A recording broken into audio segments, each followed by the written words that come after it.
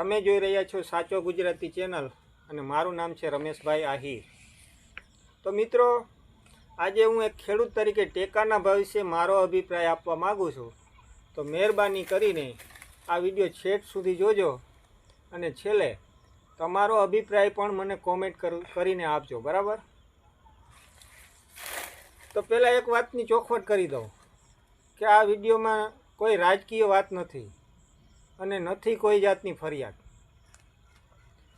કારણ કે આપણી સરકાર ખેડૂતોના હિત માટે ઘણા બધા પ્રયત્નો કરી રહી છે।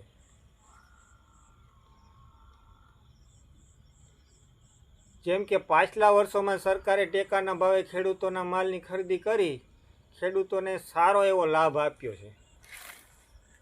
તો હવે આમાં મુદ્દાની વાત એ છે કે ગયા વર્ષે એટલે કે વર્ષ 2024-25માં સરકારે ટેકાના ભાવે મગફળીની મોટા પાયે ખરીદી કરી હતી અને એ પણ સારા ભાવથી।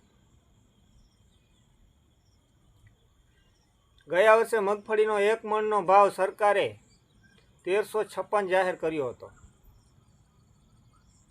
અને જો એ ટાઈમે આપણે આપણી મગફળી ખુલ્લા બજારમાં વેચવા જઈએ ને તો માંડ કરીને 1050 જેવો જ ભાવ મળતો હતો, બરાબર ને?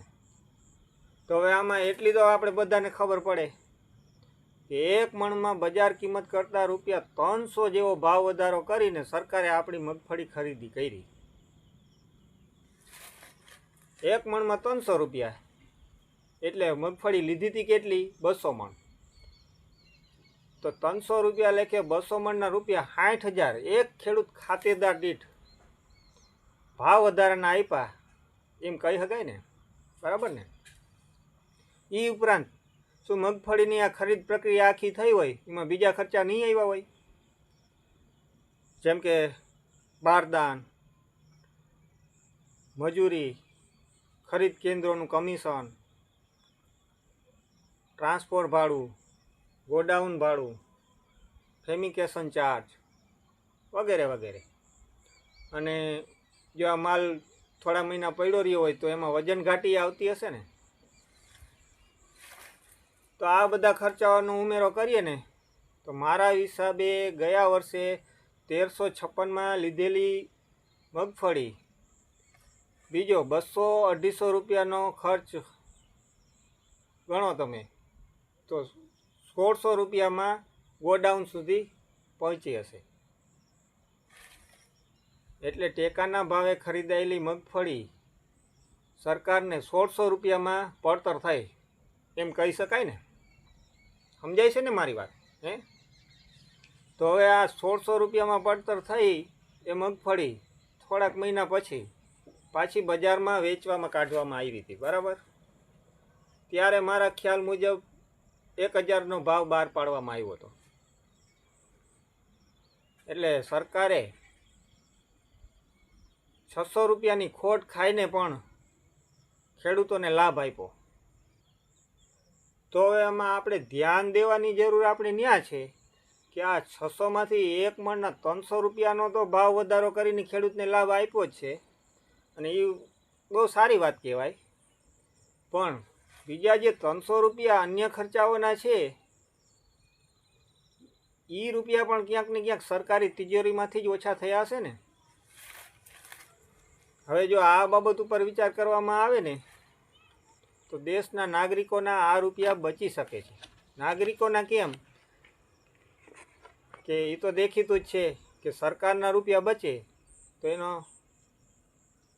લાભ તો ખેડૂતો અને નાગરિકોને જ થવાનો છે। જો મને કોઈ પૂછે તો એક ખેડૂત તરીકે મારો અભિપ્રાય તો એટલો જ રહેશે કે સરકારે હવે ભાવાંતર યોજના લાગુ કરી દેવી જોઈએ। આમાં ખેડૂતનો તો હિત થશે જ પણ સરકારનું થશે। તો ચાલો એ વાતની ચર્ચા કરી લઈ। ગયા વર્ષની વાત કરીએ તો ₹300 જે ભાવ વધારાના આપ્યા હતા એને ગુણ્યા 200 રૂપિયા મગફળી 200 મણ મગફળી ખરીદી હતી એટલે 60,000 રૂપિયાનો એક ખેડૂત ખાતેદાર દીઠ સહાય કરી હતી, બરાબર ને?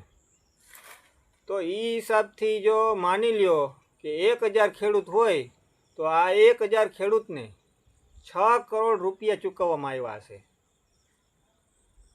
હવે આ 1000 ખેડૂતને સહાય કરવામાં બીજા 6 કરોડ રૂપિયા પણ ક્યાંક ને ક્યાંક ચૂકવાયા તો હશે જ ને.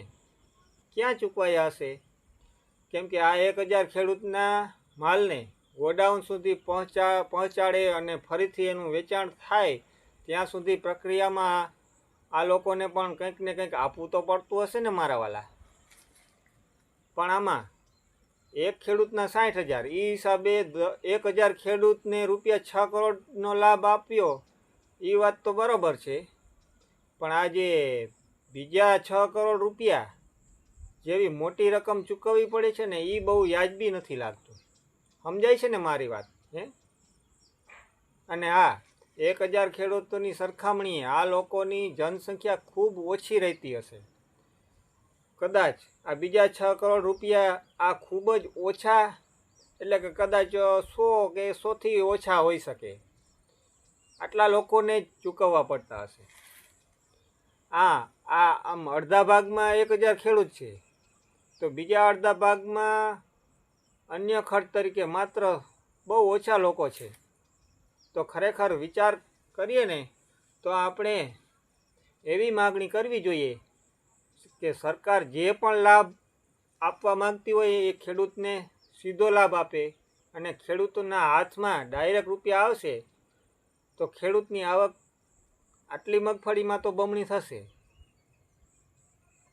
અને એનો એક બીજો ફાયદો પણ થશે કે હાલમાં જેમ ખેડૂત મિત્રો દિવાળી ટાણે પોતાનો માલ અડધા ભાવે પણ વેચવા લાચાર બની જાય છે, એ જ ખેડૂત પોતાનો માલ થોડા મહિના અથવા થોડા દિવસો માટે ટકાવી શકશે.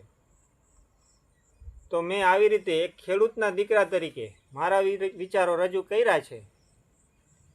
તો જો તમને મારી આ વાત યોગ્ય લાગતી હોય તો જે લોકો મને ઓળખે છે અથવા જે નથી ઓળખતા એ બધા મિત્રોને વિનંતી કરું છું કે મને મારો આ વિડીયો ઉપર સુધી પહોંચે તે માટે સહયોગ આપો. રામ રામ.